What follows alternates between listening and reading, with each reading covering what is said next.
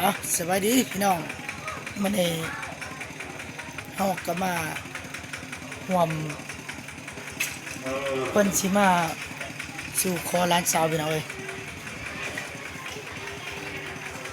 เพิ่นกำลังแต่งคันคออยู่ทางในเนาะเฮาก็เป็นแนะนำเจ้าโคตรทั้งฝ่ายหญิงพี่น้องเอ้ยมื้อนี้ได้รับเกียรติเป็นเจ้าโคตรเนาะเพิ่นได้เชิญมาห่วมงานขอบ่าวขอสาวพี่น้องเอ้ยเป็นจังได๋นะเข้าไปเบิ่งทางในกันเลยพี่น้องเอ้ย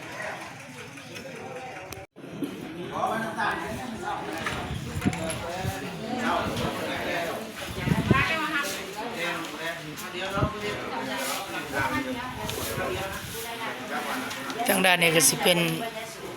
ทางฝ่ายชาย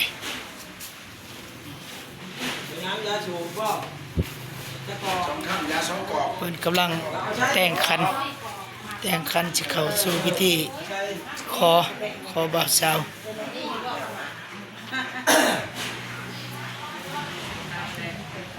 ทำแบบแพงใหม่มันมอมี่เลย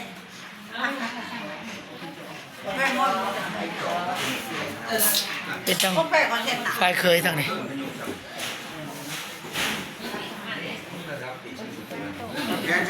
เคยเข้ามาแต่ทางเมืองท่าบางทอง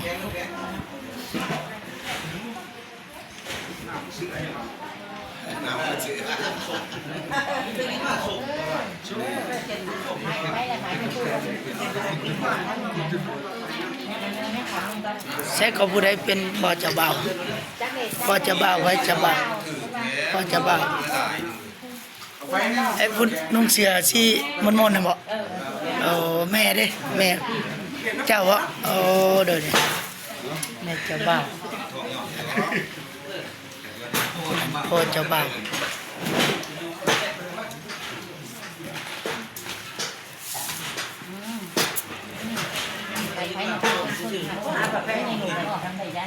ได้มาข้าวเส้นก็ดีกี่ขอไม่ใช่แล้วกูได้กันนะ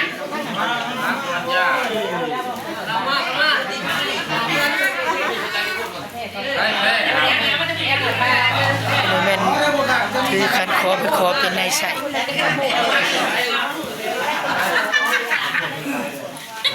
เขาไปหาเจ้าโคตรลงตาบนเลยพี่น้องไอ้บ้านนี่เจ้าโคตรใหญ่เพิ่น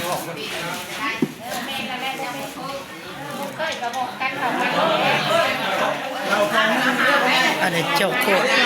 ลงตาทางฝ่ายหญิง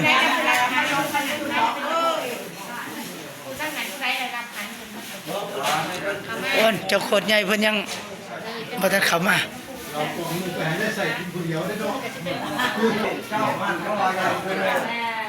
แม่เจ้าโคตรใหญ่เพิ่นเอาไว้นี่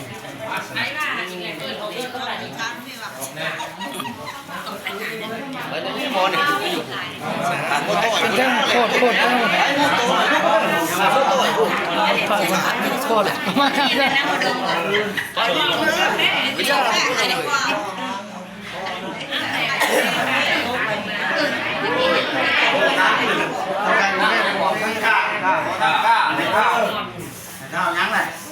ขอน้ำกะจากตู้มาจากเก้ามือ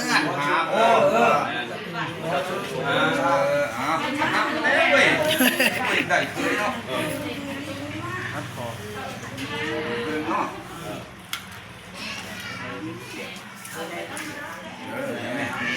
กลับถึงเงินเนาะ3 ปัญหาก็แล้วคันคอเป็นเงินบาท 3,500 บาท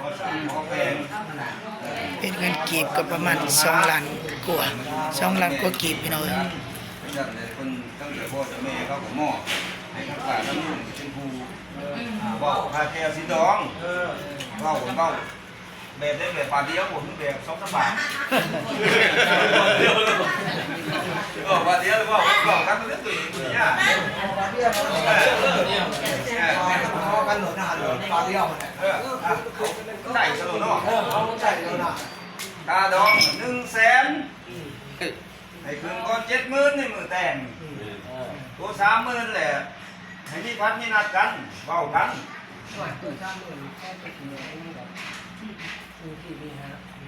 บ่ได้ได้พ่อใหญ่บ่ได้เว้ากันแล้วต้องพ่อจะแม่บ่ได้ค่อยยากได้ก่อน ค่าดองเป็นเงินบาท100,000 บาท ที่ว่าเว้ากันแล้ว หรือว่า60 กว่าล้านกีบ บ่ เนาะ ตีแล้วนะกันขอได้เขา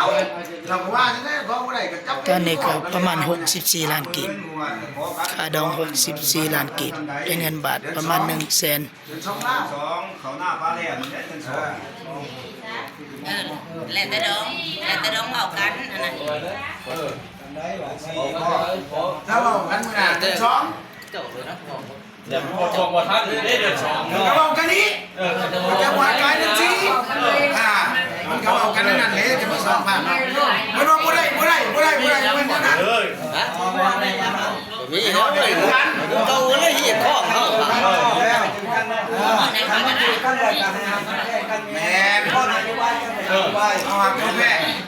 ครับตัวผมหักเข้าดาบกันแล้วว่าเกี่ยวกับสองสัตว์มีหัวมีโตก็เรื่องมีต้องสร้างแต่งไว้แต่งมันมีใครมีมันเลือกค่าหนักการบนของในบ้านคุณละครึ่งคุณเอาไปละ200,000หัวสูตรคุณละครึ่งหัวสูตรที่ได้เป็นไหนอย่างแรกจะมาหลายเนาะ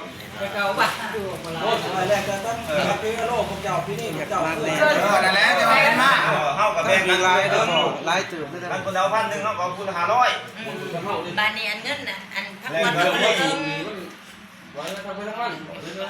โมแล้วมันเนี่ยจัดโมแล้วจัดที่นี่เด้สาวมันได้บอกกันเด้กับดอง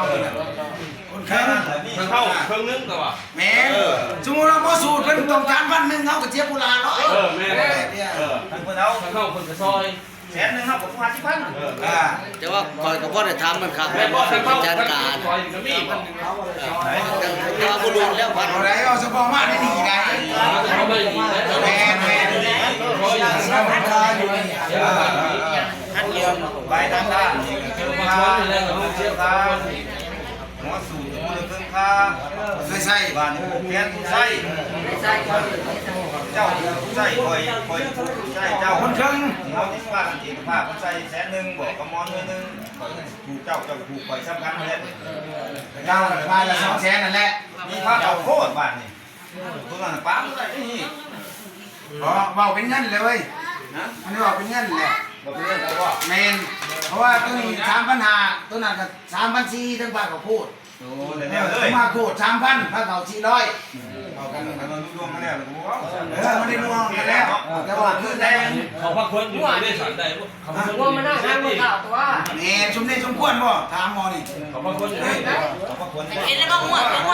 หมอนี่ได้บอกหมอนี่เป็นเสียงใช่แล้ว จะบอกว่า เป็นไร แล้วทางบอกก็จะเชื่อ ได้อยู่ สมเด็จสมควรเอาไป ตามมีดมันหล่นนะหน่อยละใหญ่ก็ตามมันแล้วตามมีดตีบุตรี กันเมื่อน้อยเอาพวกกันเด้อกับเราเนาะกันว่ามันใหญ่สมเด็จสมควรเอามือหน้าเอามือเท้า น้อยก็ให้ด้วยถ้ากลัวน้อยก็ได้ห้างน้อยแหละ ครับใหญ่เติมอยู่ทางมาใหญ่ก็ได้หางใหญ่เด็กก็ชมใหญ่ เจ้ามาใหญ่ก็ตัวใหญ่มาน้อยก็ตัวน้อยแบบนั้นครับเราไปตามมีดเลย ช่องกระแตงไปแตงมันนี่บันนี้การมาน่ะชื่อเอากันแล้วดองเอ้ย40มาไปสุมายิงกันไปตามนี้ทำไปตามนี้ไปนั้นก็บอกกันนั้นระบุว่านั่นก็บันนี้ผู้ต้องแข่งกันแตงมันเป็น ต้องเจ้าโคตรเฮาก็ง่ายพี่น้องเอ้ยที่ว่าบ่แบบง่ายๆเลย คือนี่เพิ่นกูทุกคนจากเพียงเช้า ที่ว่ามื้อนี้ขอมื้ออื่นนี่เฮาก็ต้มเนาะมื้ออื่น เอาคุณยายรับคุณยายเพิ่นก็เฮ็ดจังได๋นี่เอามาขอนี่มันมาบ่ให้มันใหญ่เอาไปเดี๋ยวมึงมาส่งขึ้นเดี๋ยวแล้วก็ส่งไปที่ ส่งหาลอยที่โรงงาน เป็นไง ส่งหาลอยที่อันนั้น แต่ขนาดให้ไม่ใหญ่ขนาด ยำเที่ยวมัก ข้าพเจ้าเอาเงินของตีนงัว40,000กีบตีนงัวได้พ่อใหญ่หินมันกับเรา เด็ดแล้วเด็ดแล้ว ยา เด็ดแล้ว คนละเที่ยวมากเลยบัดนี้ ชี้นี่ก็ชี้เส้นเด็ดแล้ว ก็มี1 บาท10 บาท ส่งเท่าไหร่ก็นี่ ส่ง 500ไว้ฟันมันไม่ยังกิน10ปีก็ได้10พัน เจ้าโคตรเฮายังใจดีพี่น้องเอ้ยส่งคืนอีกเป็นเงินบาท500 บาทว่าจันประมาณ300,000กว่ากีบเพิ่นส่งค่ารถค่าน้ำมันเพิ่นเกี่ยวขมากได้ป่ะเนี่ยขมากคำพูได้ครับปากเพิ่นเลยเด้เอานี่เอาบุรคำนี่เจ้าโคตรใหญ่ได้เพิ่นก็ได้เกี่ยวขมากคำพูหับเพิ่นเลยเด้หับคันคอเพิ่นเลยเด้นี่เกี่ยวโอ้แขวยังดีเนาะยำได้เฉย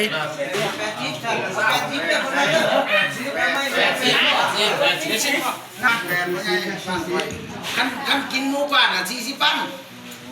มันเป็นอย่างนั้น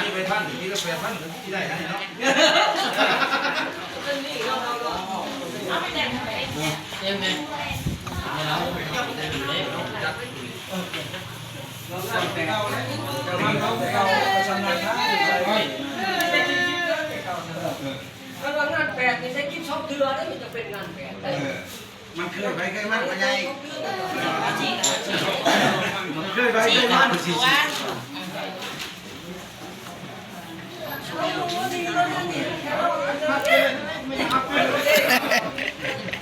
ตัวเป็นหนังเก่าเลยนะ มอบเลยบ้านตัวไหนน่ะเงินอิหยังเพิ่นมอบอิหยังอะไรเงินอิหยังตัวนี้มอบตีนงัวมอบน้ำตีนงัวเอาตัวนี้เพิ่นมอบน้ำตีนงัวตัวนี้ทั้งเคยเงินเราแก้วนึงดอกไม้เทียนคูมีเงินดีเท่าไร80,000 กีบ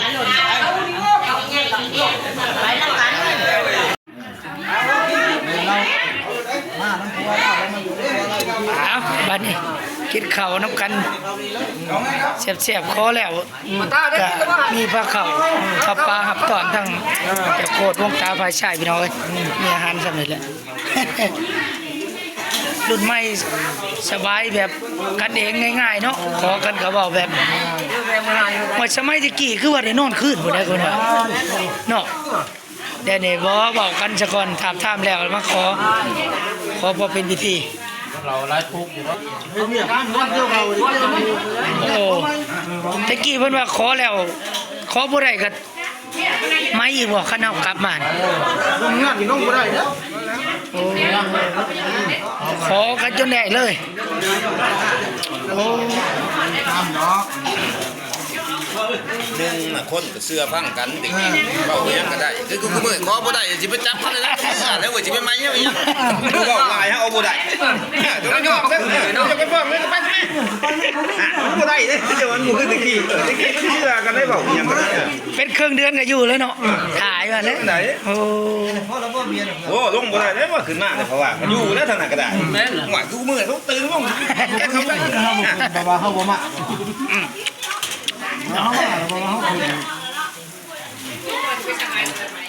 นึกมากคนกิจวัตรของคนเฮาเวียกงานบ่มีแน่บ่คือคู่มือนี่ เมื่อมันอยากน้ำงานเนาะฝากไว้เปล่ามาเปล่ามันแหลก 3 มื้อก็ได้เวียกมาบ่มี คุณมือนี่เรียกไร แม่เจ้ามีแนวบีบบังคับอยู่เด้ อยู่บ่ได้เนาะ มูเห็ดเนาะ แม่นเขามาถามค่าภาษีหน้าดิค่าไปผ่าดิเขามาบีบเจ้าอยู่นี่แม่เด้อเข้าใจก็บอก นี่นะติกี้ ยังอยู่มันค่ะ ทั้งฝ่ายดองก็โอ้เพิ่นใจสปอร์ตครับจวดเลิศบ่แสนบาทก็จวดแล้วทั้งดองฝ่ายชายก็ได้ถือว่าเป็นเงินบาทกับแสนบาทได้เนาะขึ้นพร้อม 70,000บ่เป็นเงินบาทเนาะ 70,000 บาท 30,000อยู่มีพันมีนัดจวดเลย ร้องเฮา แสนบาทก็เท่าไหร่60เท่าไหร่กูมื้อนี่64 ล้านบ่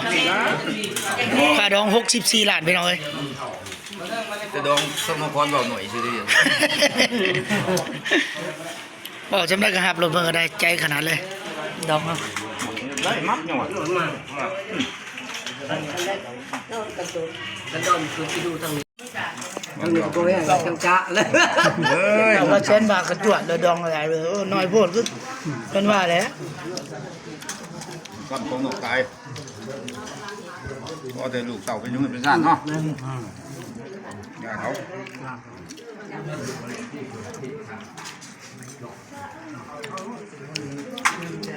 เสียมือป้าแพ้ผู้ไม่เสียมือป้าแพ้ผู้ไม่ของทุกตายก็ที่ผมเองไปแต่งยังน่ะสมัยทุกวัย ขอแล้วกินหลักเป็ดพี่น้องไอ้บ้านเนี่ยทั้ง 30,000กีบขึ้นที่มามันกีบเด้ ไอ้ใช่ทั้ง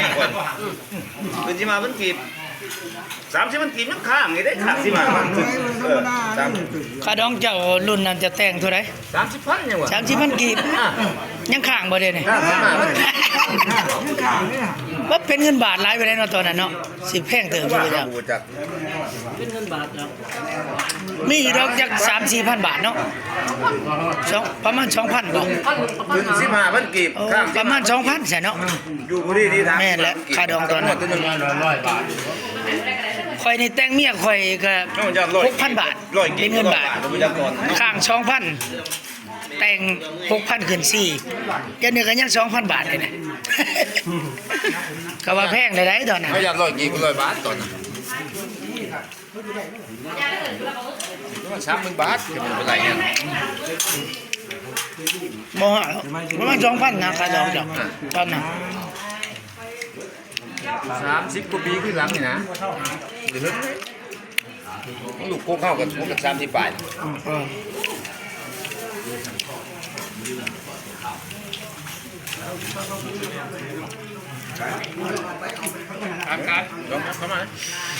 บัดนี้60 กว่าล้านก็คือว่าธรรมดาคนเฮาก็มีเงินแน่คือกูเหมือนนี่เนาะแต่กี้คันเว้าเรื่องเงินบาทกับแสนบาทมันก็แนมหากินปิ้มมันบ่เห็นจังซี่นะเนาะกูเหมือนนี่ก็แพงอยู่60-70 ล้านก็ยังพอหาได้ กา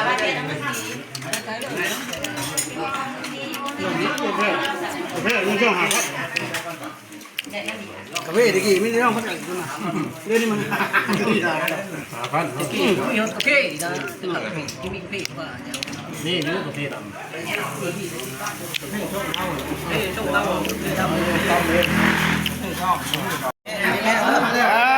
อยู่ดีมีแฮงอยู่ดีมีแฮง